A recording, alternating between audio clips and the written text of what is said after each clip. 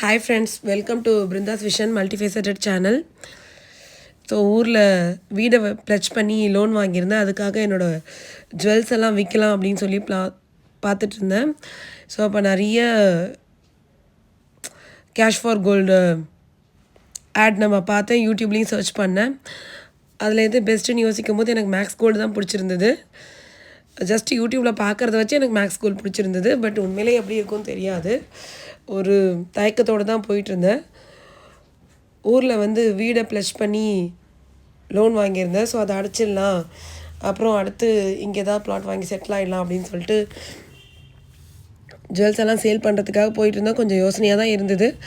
நான் சேல் பண்ண அன்னைக்கு 16,800, அதாவது லாஸ்ட் மந்த் January 29th என்னோடய பர்த்டே அன்றைக்கி தான் ரேட் அதிகமாக வச்சுருந்தார் சாய்பாபா. ஸோ அதனால் அன்றைக்கே சேல் பண்ணிட்டேன். ஸோ அதுக்கப்புறம் இன்னும் கொஞ்சம் தேவை இருந்தது, மறுநாளும் வந்திருந்தேன்.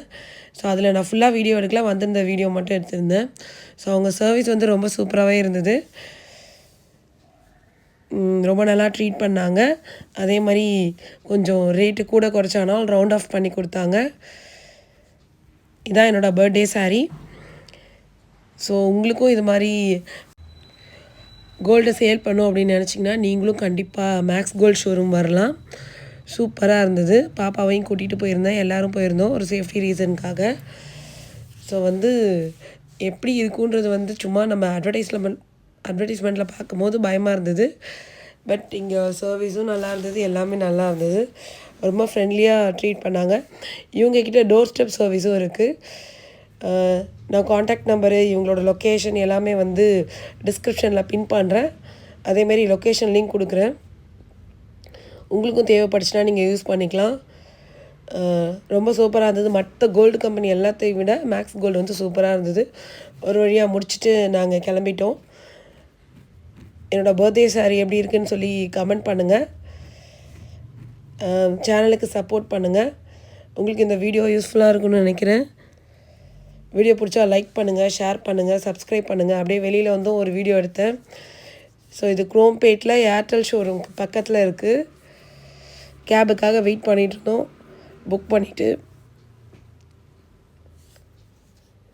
ஸோ எல்லாருமே என்ன சொன்னாங்க அப்படின்னா, ஏன் பொம்பளை பிள்ளைய வச்சுட்டு விற்கிற, தேவைப்படும் பிறகு அப்படின்னு சொன்னாங்க.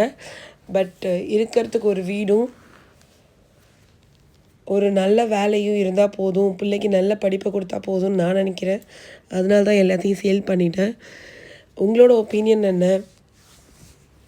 ஏன்னா நம்மக்கிட்ட கையில் வச்சுக்கிட்டு நம்ம நிறையா காசு வச்சுட்டு விற்கல, நம்மக்கிட்ட காசே கிடையாது. அதனால தான் விற்கிறேன்.